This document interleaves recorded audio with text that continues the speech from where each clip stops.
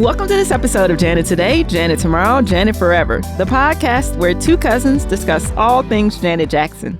Today, we're going to talk about Janet Jackson's Love Will Never Do Without You. My name is Courtney, and I'm here with my cousin, Cousin Kam. Hey, Kam. Hey, cuz, what's up? You know, we making it. Just another day's journey, and I'm glad about it. Indeed. So today is Sunday, October 13th, and we are going to get into a little Janet Jackson news. We're calling it news. It might be new to some of you. It may not be new at all, but we're going to talk about it anyways. All I did was press record. I'm going to be on my best behavior today. I feel good. Okay, all right. Some Janet news I'm sure Hawaiians are glad to hear about. Janet added a third show. So instead of just doing 2 dates, November the 20th and the 21st, she added a third date, which is the 23rd. So they get 3 chances to see Miss Jackson do her thing on stage. I love it when she makes her own little mini residencies. Like I think she's probably one of the very few stars who can, at this stage in their career, just like decide to hold up somewhere. Like, I'm just going to stay here for 5 shows and y'all going to come. Yeah. And that's that. Yeah. And they probably will all be sold out because I feel like every time she goes to Hawaii, it's like pandemonium and they're always sell out. So I'm excited for her. It's obviously a good sign that she's already added a third date this far in advance. So I'm excited. Yeah, in the article it said that because the tickets for the first 2 shows did so great, they just added a third one. Just stay on the road and give the people what they want. Yeah, I was a little worried at first because I was like, is this woman ever going to take a break? But I mean, obviously she's doing what she wants, right? So I'm excited that she is able to like just keep adding these dates. Mm-hmm. It's very different from the Janet we've known in the past where, you know, she hit it hard for a couple years and then, you know, she kind of goes into hiding. I think she's slowly making that transition to where, you know, how Patty and Gladys and other legends are, where, hey, just to keep my name out there, you stay on the road a little bit and you never know, she might drop that single and tour off of it for another year. I mean, she just really transitioned to how the music industry is now. So instead of, you know, being tied down to a big contract and all that stuff, she gonna play her own rules in her own terms. So she was like, let's hit the road. Yeah. I mean, the money is really on the road. Yeah. It's not as much money anymore in like selling albums. There aren't very many companies that are giving huge advances or huge record deals. Mm-hmm. The money is on the road. So it's not like she needs the money, right? Like we're always in her pockets, but I don't think she needs the money. I think that she is touring because she loves it. Yeah. By any chance, did you get a chance to see Taryll Jackson play my favorite slow jam? Is it your favorite slow jam or is it my favorite slow jam?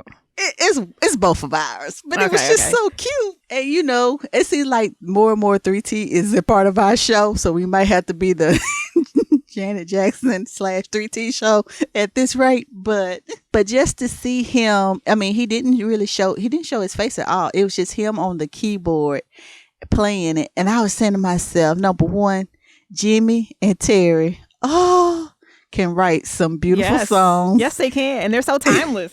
Yes. Oh my God. And just the fact that the talent that's in that bloodline, it just brings a smile to my face. I'm smiling again. I'm blushing like a little kid. Yeah, it was super cute. I really enjoyed it. He did say that was his favorite song not his favorite song. He said it was his favorite ballad by his aunt. Mm-hmm. And if you look at that video again, if you look closely, you can see his reflection in the window. So you can see him as he's playing the piano. And yeah, it was really good. I liked it. It was a beautiful song. He played it well. The talent and the taste jumped out, man. I mean, it was really good. Now, there was another Jackson kind of floating around. And I had heard this song a little while ago. And I played it once and kind of put it down. But I got a chance to kind of go back and visit Billie Bodega, a.k.a. Taryll Jackson. I feel like that's the way you say it. Mm-hmm. But Randy's daughter has a single that folks are saying, they're saying it's making some noise. The single's called Numb. And a couple clips have been circulating. But if you haven't heard it, I would encourage you to look it up. Did you have any thoughts? Now, anytime I hear new music, I listen to it. put it down, try to listen to it again. I think she's on to something. I think she could be that next wave. All depends on how true she stays to herself and how she's marketed. Yeah. So she has a single before this one. So she has, I think, an EP prior to this release. But she has a single on the previous EP that's really good. So if you guys get a chance, I think it's called Oceans. I think that's what it's called. Check that out. If you listen to that one. So this one, Numb is the name of this one. And I feel like it's okay. I wasn't expecting that from you. What did you think I was going to say? It was great. It was brilliant. You was no, ma'am. It's okay. You like, it's okay. Yeah. But here's what I want to say. If you listen to Oceans, the previous song, I think what you'll hear is that she should really be up next. Like, she should be the Jackson we're talking about. Mm-hmm. And she's got what it takes. She's got the look. Her voice is serviceable. She is right on time. By that meaning, like, everything she's delivering feels current. Mm-hmm. She's on trend. Mm-hmm. And she's still, even though she's on trend, she has a very unique style. It's a little different. And it kind of reminds me, I'm going to really date myself. Gonna do it. Okay. Do you remember an artist called MC Smooth? She had a song called You Know You've Been Played. Yeah, I haven't heard it in like, woo. No one has heard it in forever. But when I heard her, that's what it made me think of. Because she slips between singing and rapping. Mm-hmm. Just the way that MC Smooth did all those years ago. Mm-hmm. And her delivery, though, is really unique. And on this song, Numb, it's more like some of the same stuff that's kind of already out there. Mm-hmm. But her previous songs are like a little more unique. And put this current song aside, there isn't a reason she shouldn't be up next. It's a struggle for the female artist. Just because right now, if your songs don't talk about, tricking guys out of money and shaking body part, you just kind of go under the radar, which is sad. But it's just the trend of the industry right now. Well, she has those songs too. So on that previous EP, she's got a song called DMs, which is really wild. And it's not wild because like the subject matter, it's on par with everything else, but the delivery is quite interesting, and the subject matter is interesting as well. But what's interesting to me, and I'm not sure how to phrase this, because I'm struck by the fact that she kind of is on a limb. So I want to say this, like, she's got a degree from Harvard. Wow. Like, this isn't her last resort, right? Okay. Okay. But it feels like, to some extent, you would think, why isn't her family helping her? And I don't want to say that like I know that they aren't, because I don't know, Mm-hmm. But then on the flip side is she does seem to have gone, taking an extra step to like put a layer between her and the Jacksons by taking the alias Billie Bodega. Mm-hmm. Mm-hmm. So, like, it may be one of those things where she's just like, I'd rather make it without you all knowing, my lineage, or I just want to get out here and I want to do it on my own, which I'm always a little amused by, because no one does anything on their own. Like, if someone could give me a leg up, I would take it. Well, let everybody take notes, because when she blows up, we can say, remember when? I'm gonna have to get her some songwriters though. Yeah. but that's the thing too. Like, Auntie, take her over to Missy, or take her to Jimmy and Terry. Like, this could be a real thing. But she's an artist and not a puppet. And I'm sure a lot of it is her wanting to do what she wants to do versus what I'm assuming she'll be convinced to do in order to be successful. Well, I'm gonna check out that first EP then. Yeah. Oh, hey, I know you're not watching the NFL. I know you stand with Colin. I stand with Cap, yes. But it tickled my soul when I saw this. I was watching Sunday Night Football, Chiefs and the Colts. And so the Colts, was finna go out to kick a field goal. So he's been missing field goals like awfully this season. And what song do they play in the background while talking about how bad his field goals are? Miss You Much by Janet Jackson. And it was so cute because he was really missing them. That's too bad. That's too bad. First of all, First of all, that's very rude. Like, I'm mad they put a soundtrack to this man's misery. But but also, isn't it ironic that the NFL is playing a Janet Jackson song? I thought she was banned. How are you playing a Janet Jackson song? Oh, boy. Oh, all right, Rihanna. I'm just saying. I mean... Because you know Rihanna publicly stated in an article that she turned them down. Yeah, I haven't read it, but I think that's interesting. You know, I find it really interesting that, you know, Rihanna, we basically have her because of Jay-Z. Mm-hmm. And she has taken a very similar path to Jay-Z as far as like music and the entrepreneurship and fashion. And now she's doing makeup. But she's a very different person. Yeah. And she's very, very passionate about it. So she was like, she can't do it. She was like, why? Who does that help? Nope, like, no. yes. And she even said, she's like, they have so many things I disagree with of how they in that organization. She was like, I can't be a part of it. And I respect that. Salute to her. You know, she's standing her ground. And you know, I was like, dog, she really put it out there. I thought she would be PC, but she was like, nope, I can't do it. Mm-hmm. Next question. Good on her. Good for her. Well, we actually have a song we're going to attempt to discuss. It's been a minute. Watch out now. Let's see how we go. Right. Yeah. We're going to try. We're going to do the very best we can. Today, we're going to talk about Janet Jackson's Love Would Never Do Without You. Love Would Never Do. I just wanted to put that part in there. Okay, so it's your favorite part? Yes, my favorite part. This was Janet's 7th single from the Rhythm Nation 1814 album. It was released on October 2nd, 1990 on A&M Records. And I want to ask this question. What happened to A&M Records? Because after Janet, I ain't never heard of them no more. They actually were sold into Polygram, and then I think through some other acquisitions, it ended up being Universal. And by the time the Universal thing happened, A&M was officially dissolved. Oh, okay. I was just wondering because I never knew another act on that record label. Well, they had Herb Alpert. Really? He is the A in the A and the M. Damn, I didn't know that. Oh, man. Look, I was this day old when I found out that's what the A. You was today years old? Yeah. Wow. I really didn't know that. Yeah. I want to say it was like a lot of jazz acts and Janet Jackson. And I think like at some point they had other, like I want to say Carole King was on there. That's all I got right now. Carole King was on there. And that's all you need. Don't say no more. But they had a wide array of acts. Yeah. I got to do my research again on them. Okay.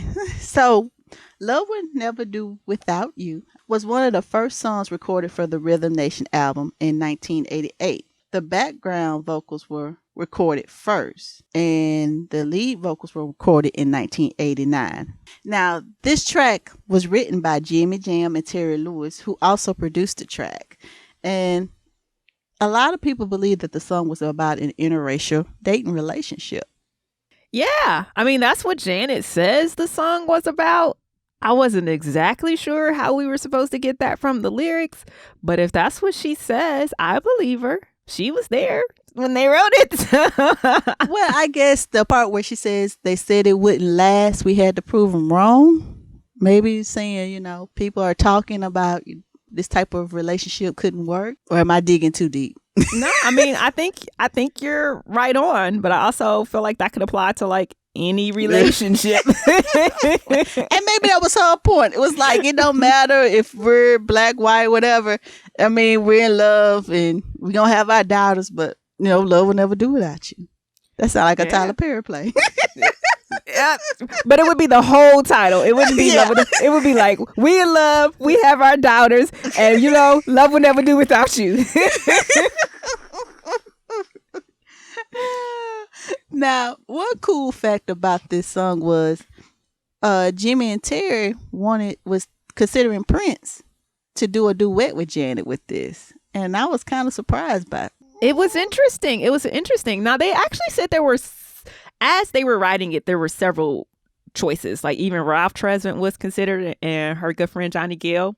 But when they laid the track, which essentially I guess was going to be kind of a demo, they asked her to sing both, high and then also sing, as Jimmy says, sing it low like a man would, which is pretty funny because that is not low like a man would. But no, that's alto at our church. She was in the alto. First alto even, not even. Yeah.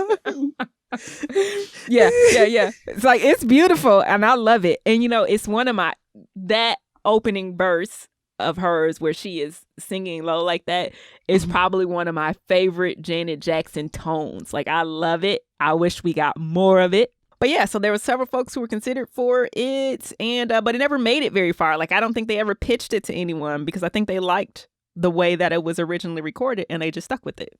Yeah. And plus the low to the high by the time, because on the second verse, she's singing in a higher range. By then, you such in a groove, you like, psh. Yeah. It would have been ruined if, like, say, the first voice that you hear on that song wasn't hers. Yes. It would not have been what it was if, the first verse went to someone else. Yeah. I just can't. I'm trying to picture these different voices. It wouldn't have worked. Perfect as it is. Janet knocked it out. We don't need no help. Listen, Johnny would have showed up and gave it everything he had. Like, but Johnny is like Fantasia. They go to church strong. It's like, right. Don't go to church yet. Don't go. First note. Like I'm saying, I feel like this song really shows off her voice in a way we don't get very often. Like, I think in this same song, we hear some of her lowest lows and then we hear her highest highs. Like, I think at the very end where I got my heart broken a little bit, I hope someone tells me that this isn't true. But, at the very end, there's the trumpet and like she's singing and the voice of the trumpet and her voice blends together. This whole time, like my whole life since this came out in like 1989, I thought that was Herb Alpert playing the trumpet on this song. And, I was listening to John Cameron, the podcast about the Rhythm Nation album, and he says that is not Herb Alpert, but in fact, that is a synthesizer. I can believe it, though. Yeah, I went back and listened to it and I was like, oh my God, I'm so disappointed. One, because it's so Herb Alpert. Like, it's so good. Like, I feel like it's probably Jimmy. I'm going to blame Jimmy. And he was probably just at the keyboard intentionally mimicking Herb Alpert. But it's played so well, it swells and ebbs and flows. Like, you and I both play trumpet. It ebbs and flows the way a real trumpet plays. Unlike, like, you hear some other songs, like there's, especially on the remixes, like if you listen to some of the Control remixes, you'll hear a lot of trumpet sounds and you can tell that's a keyboard because it's not like, even though it sounds crystal clear, like they actually sampled like a trumpet sound, but it's just played like a keyboard. Nobody's taking any breaths. There's not like. Yeah. And sometimes it tends to sound choppy. Like you could tell somebody. Yeah. But this isn't like that at all. And so I'm not ready to let go of my dream. Let it go. It's a Herb Alpert and Janet reunion because, one of my absolutely favorite Janet songs and my absolute favorite Herb Alpert song is Diamonds. Yes. You my cousin. This was my reunion, but they're telling me it was a lie. Well, I imagine he played a little bit on it. He just didn't play that part. Well, he's listed in the credits. So whatever that's worth, and it could be he's listed in the credits because it's a sample, but he is listed. So I'm still hanging on to my dream. But you know what? I mean, her and Herb should have did a whole full album together. Why haven't they done a full album? Because there was another song that I think had her Making love in the rain. Yes! And I was like, the joy you bring me. She actually bodied that entire song from the back. Because someone else, Lisa, what's her full name? What is her full name? Lisa Keith. She sings lead and she sings it amazingly. But Janet bodied that whole song from the background. Look, I don't even care about Lisa. All I heard was Janet. She made it her own. Need an entire album. Like, I think Herb Alpert actually is making albums with his wife. I'm not sure if it's wife, his lady friend. They make duet albums now. And I'm like, sir, we could use just one with you and Janet. Like, you could take one album off and sub Janet. I mean, it could work. Probably be a whole bunch of ballads, though. It would be, but that would be fine. You know, I love a good Janet ballad. I mean, Diamonds wasn't a ballad. Yeah, that was upbeat. Yeah, that was upbeat. Up tempo. Now, so the video, I'm be honest. This video, to me, set the standards of what was to come from Janet, because it was totally different than what we had seen from the Rhythm Nation project. And so when this video came out and I saw Janet, the first word that came to my mind was, ooh-wee. Because this, come on now, because you know this video made everybody go, all right, Miss Jackson. Yes, it was stunning. This video was a clear about face. I mean, this video for me, I'm trying to remember what I thought about it at the time. I think I really liked it. I think I was really surprised. This was the 7th single. And so I think it was interesting in that all of the previous songs released either had like an extensive story in the video or extensive choreography, sometimes both. And this one had neither. And it was still enjoyable. Yeah. Video was directed by Herb Ritz. And I think that was really his concept, to take her out of this big mass musical production that we were used to and make it more personal and more Janet oriented, because it kind of just made us focus on her and the fact that, you know, these guys were running through the desert to get to Janet, which I would do right now, even though I can't run. Yeah, so the video, I want to say something about Herb Ritz. Don't let me forget. But yeah, so the video, you know, they're like in the desert. There's Jaimin Hansu and what's his name? Antonio Banderas. Yes. And Jaimin, I think, is he the one that's in that like big circle that's spinning through the desert? Yes. Yes, this was pre-Amistad. Jaimin Hansu. A decade later, he would be in that movie. A decade? And he looked exactly the same by the time he got there. Like, he didn't age a day. Nope.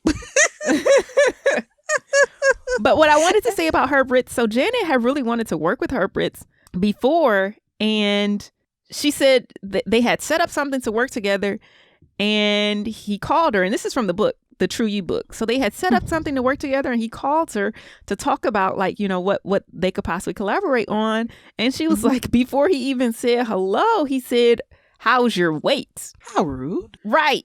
And so she said she took too long to answer, apparently. So he followed up with, "Janet, are you fat?" Ugh. So they did not work together at that time, but she still really wanted to work with them. So even though she canceled that shoot, she did reach out to him for this video.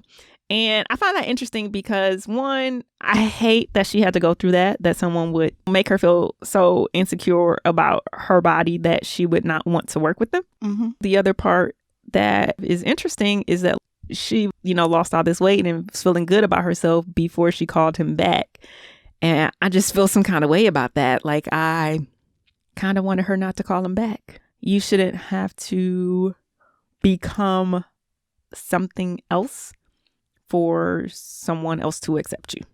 And you know what? I think we as women do it all the time. It's just that sometimes I don't think society gets Black women and our curves and our features. That's what makes us unique. And for him to come to her with, "Are you fat?" Baby, 2019, you got women who are literally taking shots, everything to get that booty. You know what I'm saying? And once I read this, it kind of made me go, dang, I hate that she had to go through that to get such a great video. Because the video to me is great. But I'm also looking at it now going, behind that beautiful smile and her in the desert twirling, having fun, she actually sacrificed herself just so she could make this video to please a director and her fans. Yeah. You know, when we were younger, I had no idea like all of this was going to be on behind the scenes. And at the age that I was, I didn't really understand like, you know, of course I knew what dieting was, but I really didn't understand like the sacrifice it took. Like every time she reformed her body, and that was really one of the first big changes we saw, but we had seen it because like if you think about like When I Think of You, she was a little heavier, and then like immediately the next video I felt like she was skinny. And so like we had seen her transform herself multiple times, but I didn't really realize like you just pointed out like the sacrifice that took. And I'm glad that she felt good about herself, because like she said, when she shot this video, she really had worked hard and she felt really good about herself, and she was more comfortable than she had been in front of the camera. And I'm glad about that. And I'm glad that we're getting to a point now where, although it's still a battle. Yeah, it's still a battle, and people are still like really fat phobic. And I don't even know if that's a real word, but yeah. I mean, people say fat phobic, but I don't think like, you know, that means like people are scared of something. And I was like, no, you just hate them. Like, I don't know why, but you feel like you have a feeling about somebody whose body type is different, and you feel like you're entitled to that, and you feel like it should deny them opportunities or make them less than. And that just makes me crazy. But I'm glad that like we've come so far where we can see and celebrate the Missy Elliott's and Lizzo. Yeah, Lizzo. And so we've come to a point where like people are actually getting to be their authentic selves a little bit more. Not totally though, because, you know, it's still all a game. And it's still, some people get to be more of themselves than others, and some people get their bodies policed and everything else. So yeah. But I'm glad we're here, because even, you know, she talked about in the book, again, she talked about like how after the shoot, so like during the shoot, she's felt really good and she felt really free. And then she said someone that she loved, and I don't know if it was a family member or who it was, but after the shoot, you know, she went back to her regular life and, you know, chilling and eating how she normally chills and eats, because, you know, this is 7th single and we done made it. Yeah. And it's only 12 tracks on the. We made it. So she chilling. And she said somebody that she loved was like, you know, you can't be seen out in public like that. You don't look anything like your video anymore. And she like kind of shut down and like became a recluse. And so, you know, I'm glad now, like we're getting to see Janet out and about, but it makes me sad to wonder if like this whole time, you know, when she's been going away and we thought like she was the queen of self-care and she's going away to take care of herself, if she was just like, I don't want to deal with the bull of the paparazzi and the tabloids and people saying negative things about my appearance. I don't want to deal with it. I'd rather just stay in. And you know what? Janet is not the only one. There's so many celebrities. I remember Kirstie Allen. You know, people saw her in Cheers. Yeah, Kirstie Allen. Cheers, when they saw her after Cheers, they was like, oh my God. But thankfully, she was able to turn it able to turn it into a show, which is cool. But still, it's millions of Americans, not just women, but men out there who, because they don't have that 6-pack or the chest and all that, they go into seclusion because they feel like their body defines them. Yeah, I know, man. I feel like America ruined Suzanne Sugarbaker. We could have had more seasons of Designing Women. If people wasn't talking about her being too chubby to be on TV. But you know what? That show didn't make it but 2 more seasons once they got rid of her. Because exactly, she was the show.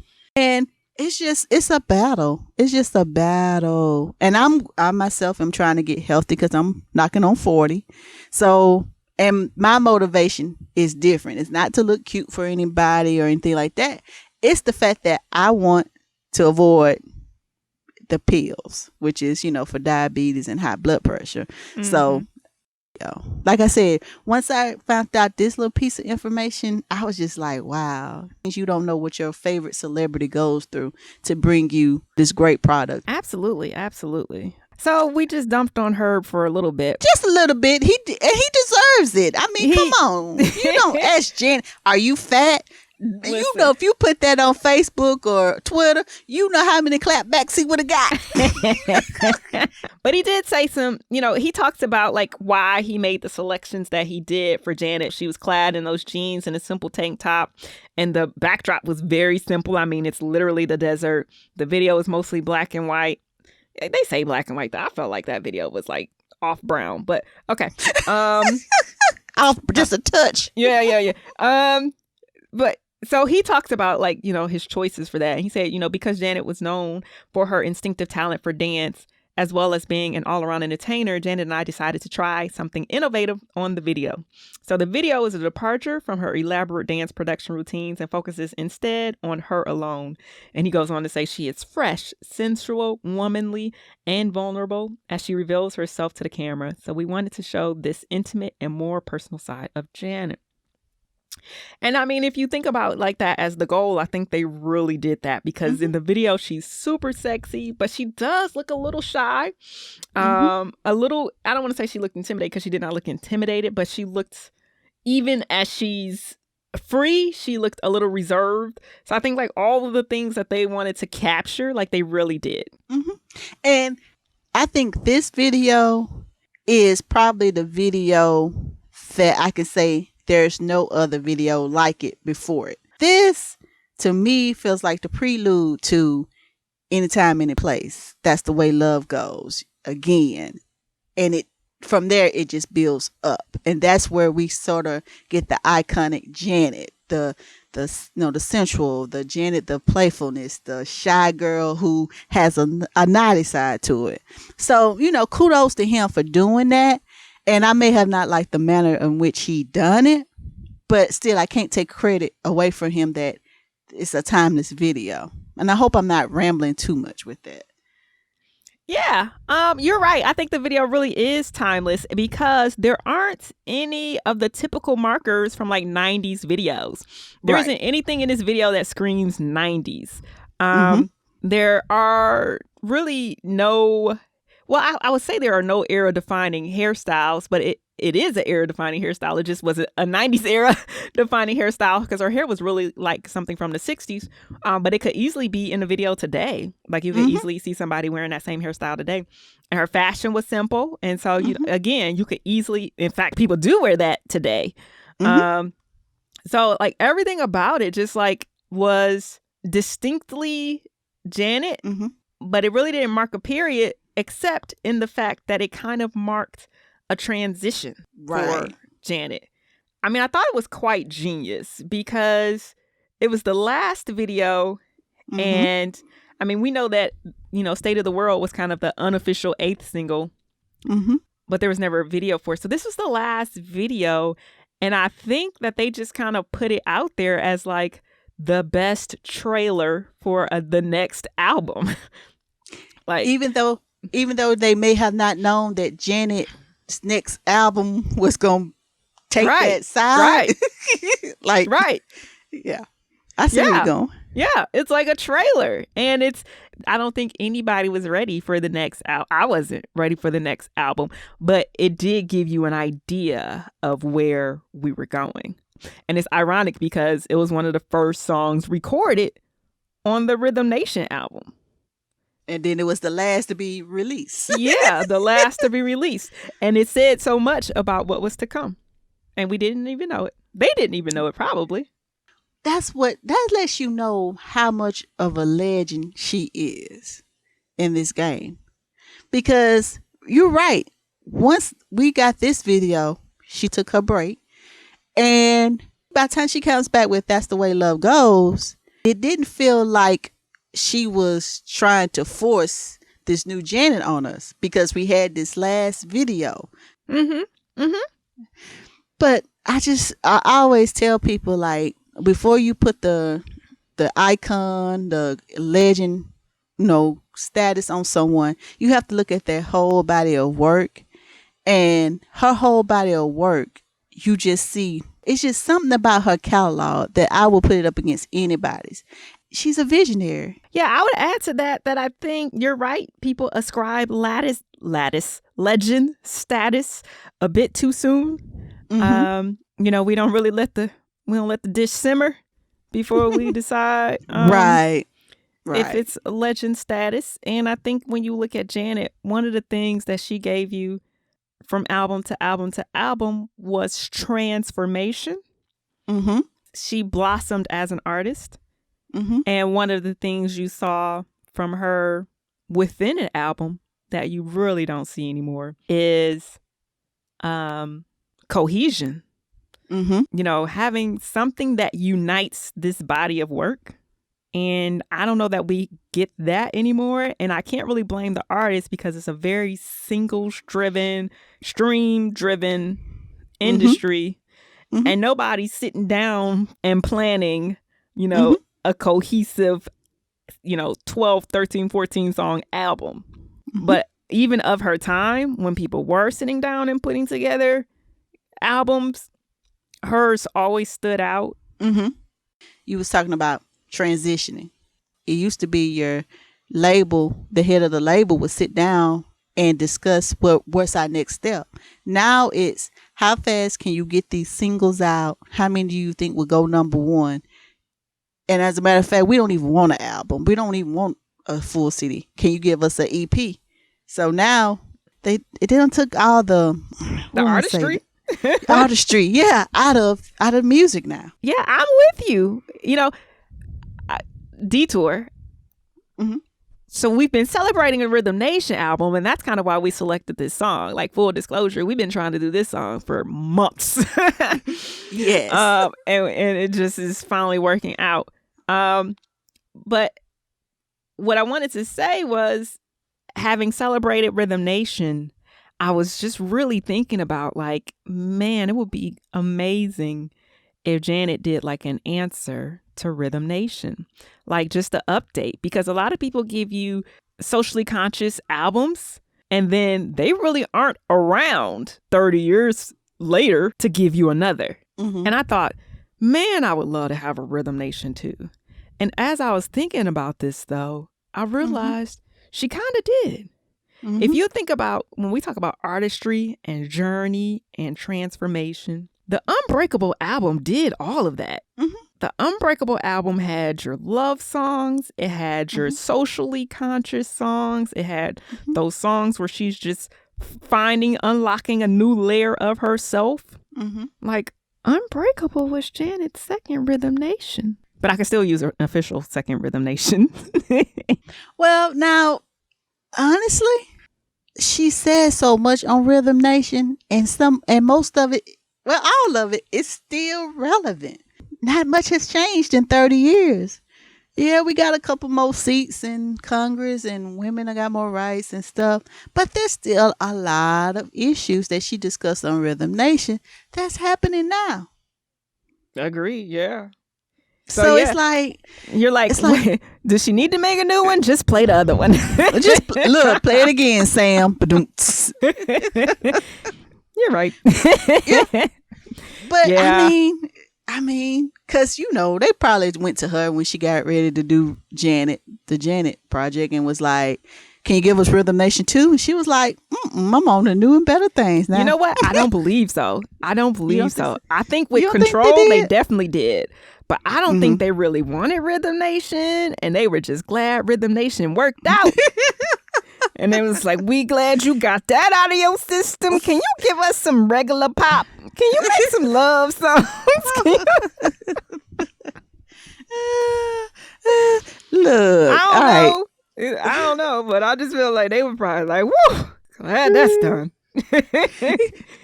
What Spike Lee put in his movies? Message. Yeah. Like, this next album, can we get some more Love Will Never Do's? Can we get some of those?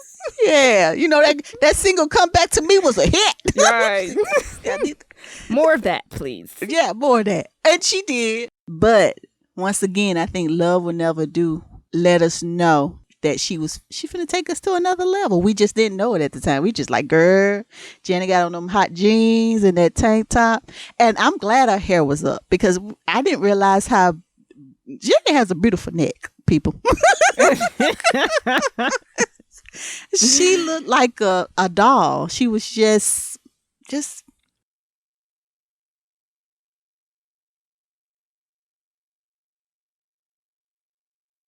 I can't really find no fault with it. She was on fire.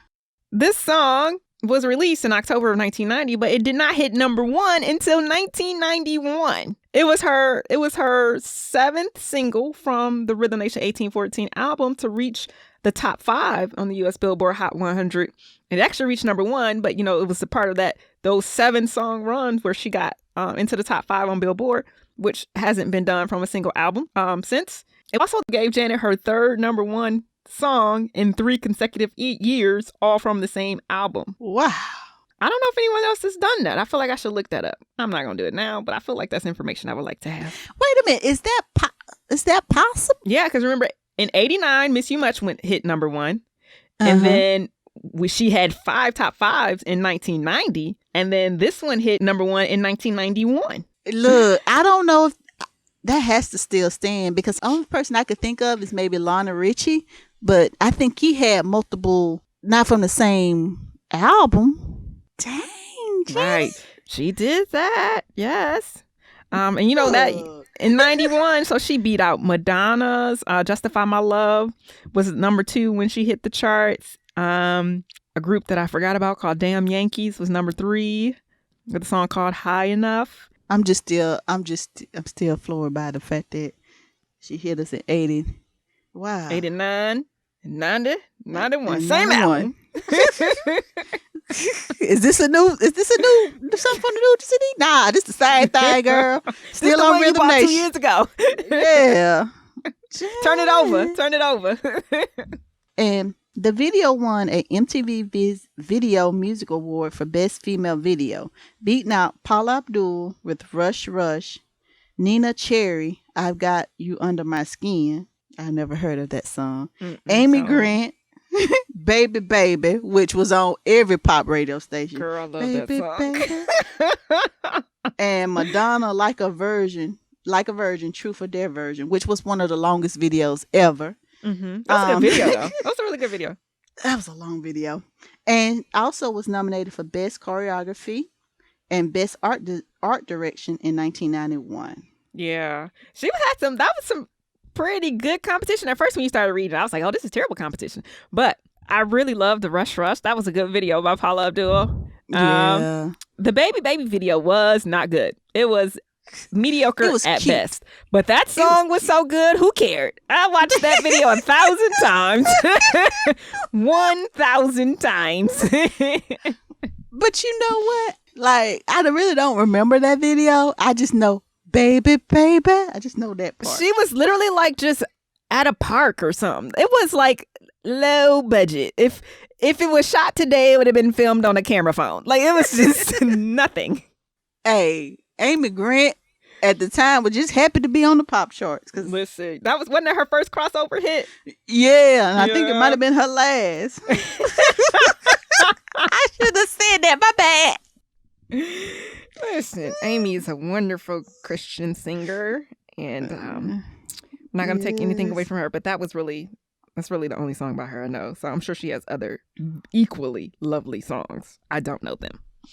Yeah. And another cool fact was for Best Choreography, Love Will Never Do was beat out by CNC Music Factory, Gonna Make You Sweat.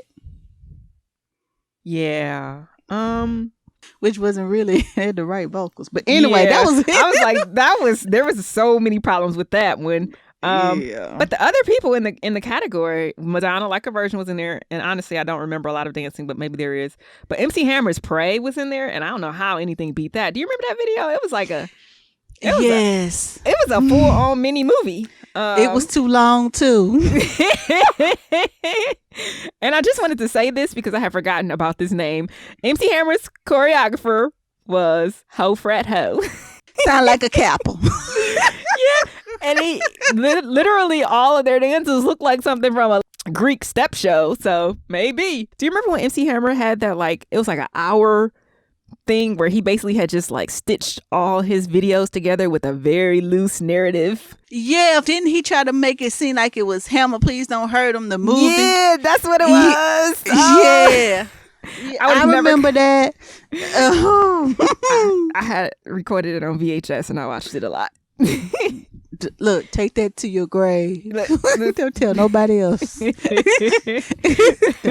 tell nobody else. It was legitimately terrible, but the dancing was so good. I'm gonna be honest. This is my confession. Okay. I was a fan of the Hammer music, but I think the only video I really liked was Turn This Mother Out. Oh, really? I like some of his videos. I don't really care about that one. And I really couldn't remember.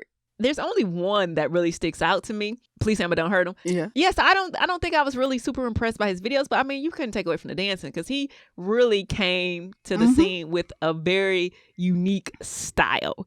And not only did he come with a unique style, but he came with like 45 other people who brought this very unique style. So like, I feel like when we talk about like great entertainers, yeah, and maybe that's the problem because like, you know, he doesn't come up on the list of greatest rappers, and that's, you know, debatable. I don't have any feelings about that one way or the other, but he should definitely be mentioned in like the entertainment sphere. Like he changed the game. He changed the way a lot of people thought about rap because a lot of old people did not old people, but like, you know, our parents' age and older, they was not for rap until MC Hammer showed up. But that's how I knew he was in trouble when you had our parents walking around with shirts that said, "You can't touch this," and they had a little thing pointing down. It was like, oh, man. Listen, though, Hammer wrote it. Uh-huh. But the thing about it was the rap community, instead of embracing what he was doing, they kind of turned on him because, like, he had the Pepsi deal, LA Gear, even Taco Bell. But now, most rappers want that. You want an endorsement deal now for, you know, tennis shoes and restaurants because honestly that's how you pay your bills. Right. Well, I'm glad they gave her best female video. I can't gripe about the choreography. She should not have been nominated. Yeah. if we being completely honest, Hammer should have won by default. You know why? Because there was choreography. Okay. Yeah, so, you know, Janet still performs this song from time to time on stage. And this song, Love Will Never Do Without You, ranked on Rolling Stone's top 100 music videos, 13. Yeah, and now MTV did the Icon tribute, and Macy Gray did her own rendition of this song. And to me, it was good, but it was just a little too bluesy for that.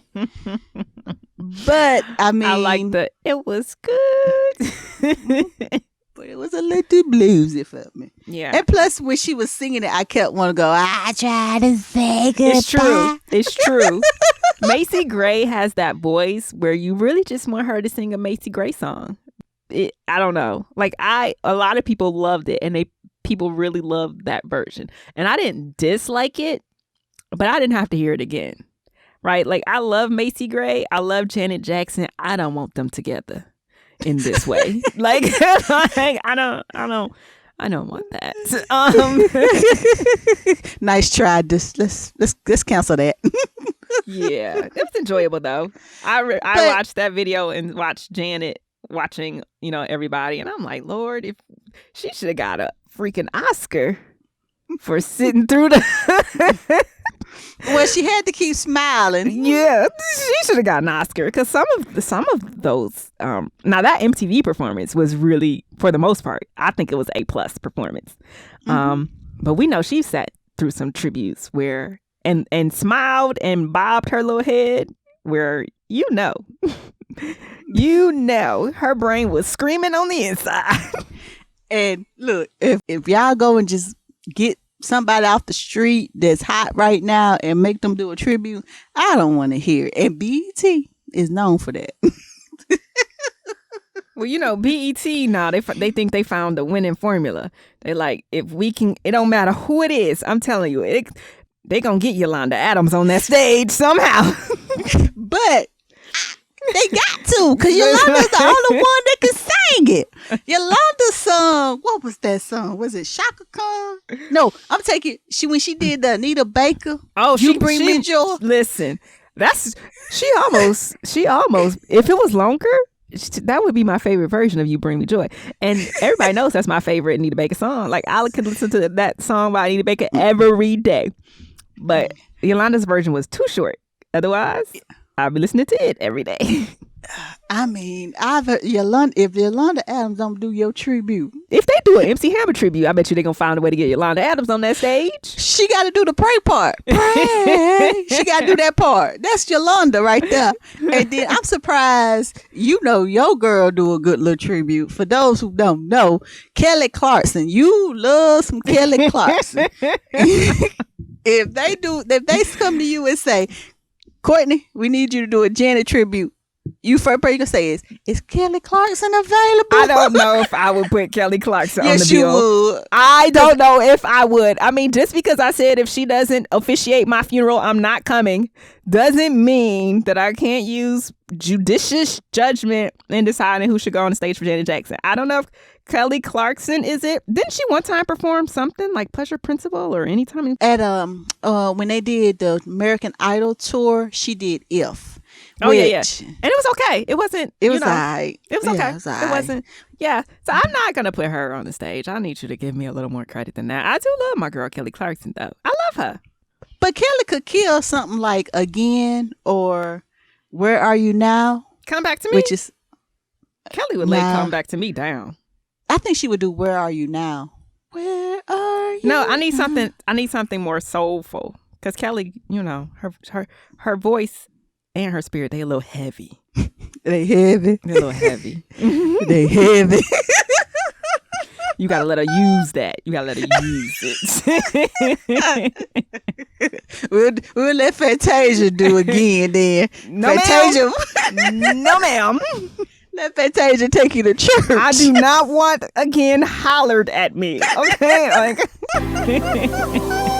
Well, that really is it for us for now. If you need more Janet Jackson, which we know you need more Janet Jackson, you can subscribe to the podcast on Apple Podcasts or Stitcher or wherever you get your podcasts.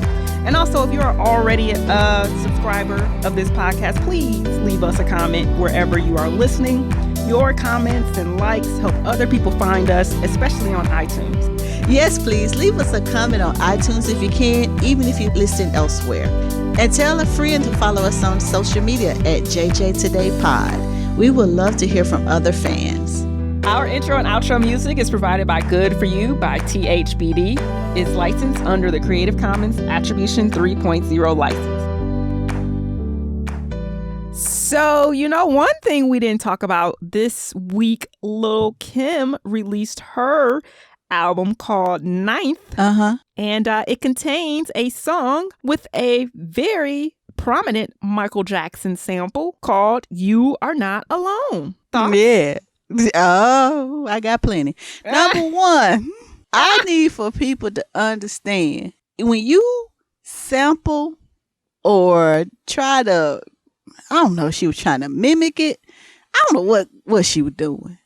But try to get as close to doing it justice.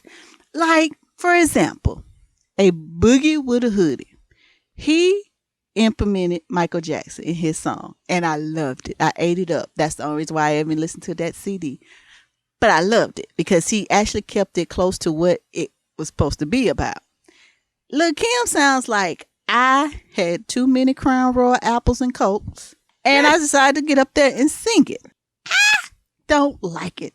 You can't make me like it.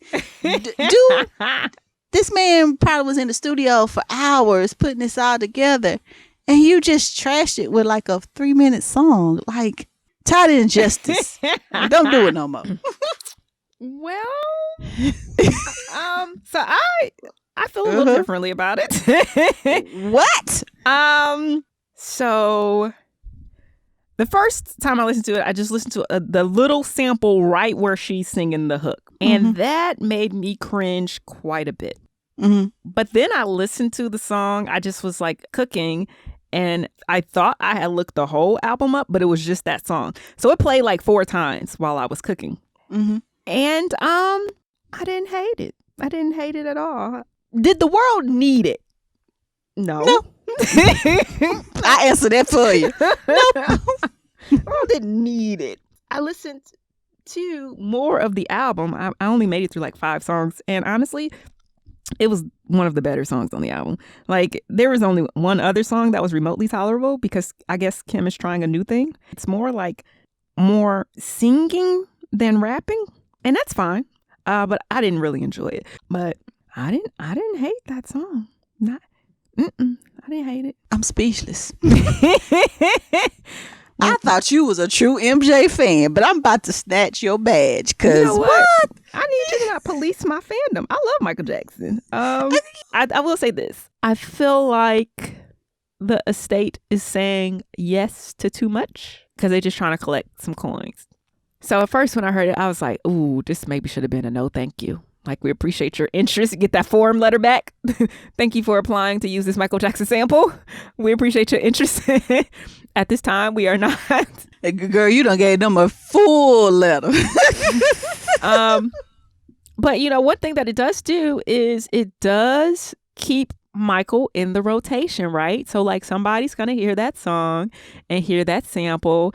And then probably, my guess, is go like, okay, I need to hear what this song really sounds like. And hear the Michael Jackson original. So I don't think it's a disservice, because at first I was just like, maybe they should just stop letting everybody just do everything, because, you know, that's how I felt with that Drake sample. That's how I felt. Like, all of these songs are not good. I forgot about that. That wasn't good either. No, yeah. So, like, at first I was just like, what are y'all doing? Like, do y'all not even care?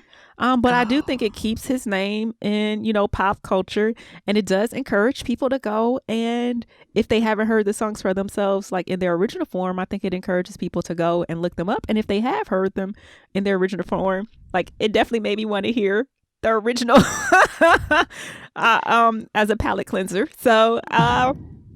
So, I mean, I'm not mad. I can hear you. I hear your heart. I understand why it would be troubling. I'm not mad. I'm mean mugging as we speak. And that's all I got to say about that. Don't do me like that, cuz.